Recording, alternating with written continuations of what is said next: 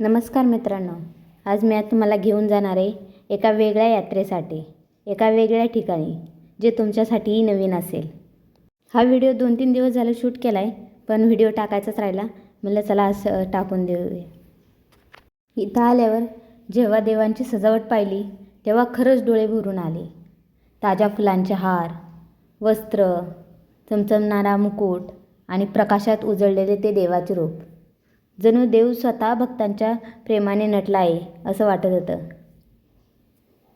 फुलांनी सुंदर सजवलेली पालखी, रंगीबेरंगी वस्त्राने नटलेले देवाचे रूप, पालखीची एक झलक पाहण्यासाठी भक्तांची गर्दी, प्रत्येकाच्या चेहऱ्यावर श्रद्धा आणि आनंद.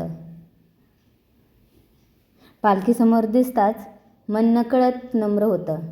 डोळे मिटून देवाचं दर्शन घेतलं आणि एक शांत समाधान मनात भरून आलं. पालखी खांद्यावर घेणे म्हणजे मोठं भाग्यच. मानकऱ्यांच्या चेहऱ्यावर अभिमान आणि भक्ती दोन्ही दिसत असतं. गुलाल उधळला जातो, फटाक्यांचा आवाज येतो, जयघोष होतो. जणू सगळं गाव एकत्र येऊन देवाचं स्वागतच करत असतं.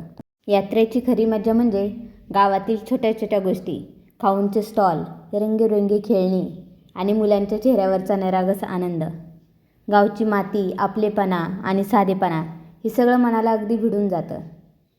यात्रा म्हणजे फक्त जत्रा नाही, ती असते श्रद्धेची आणि परंपरेची जपणूक. देवाच्या दर्शनासाठी जमलेली माणसं, आरतीचा गजर, धूपदीपांचा सुगंध, त्या क्षणी मन अगदी भारावून जातं. देवाच्या चरणी माथा टेकवताना एकच प्रार्थना केली, सगळ्यांच्या आयुष्यात सुख, शांती आणि समाधान राहू दे.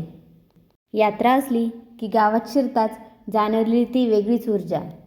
रस्त्यांवरची गर्दी, पारंपरिक वेशभूषा, ढोल ताशांचा आवाज आणि सगळीकडे उत्साहाचं वातावरण असतं. यात्रेच्या निमित्ताने संपूर्ण गाव सजलं होतं. मंदिराभोवती रंगीबेरंगी रोषणाई, फुलांची तोरण आणि वातावरणात भक्तीची सुंदर झुळूक अशी होती. आणि गावाचं हे सुंदर असं रूप बघून नंतरने देवाचं दर्शन वगैरे घेऊन, प्रसाद वगैरे घेऊन आम्ही निघालो परतीच्या प्रवासाला. जावळीहून परत येताना महाबळेश्वरचा सुंदर असा सूर्यास्त पाहायला मिळाला. आकाश हळूहळू केशरी, गुलाबी रंगांनी नटत होतं. सूर्य जसा मावळत होता तसं मन शांत होत होतं. त्या सूर्यास्ताने एक सुंदर असा संदेश दिला, प्रत्येक शेवट हा नव्या सुरुवातीची चाहूल असतो. सूर्य हळूहळू क्षितिजामागे लपायला लागला होता. आकाश केशरी, गुलाबी आणि सोनेरी रंगाने नटलेलं होतं. त्या क्षणी मन अगदी शांत झालं. जसं दिवस संपत होता तसं मनातल्या सगळ्या चिंतासुद्धा मावळत होत्या. जावळी गावची ही यात्रा आणि पालखी दर्शन हा अनुभव शब्दात मावणारा नाही. देवाची कृपा आणि आशीर्वाद आपल्या सगळ्यांवर सदैव राहो. आजचा छोटासा मिनी ब्लॉग इथेच संपवते.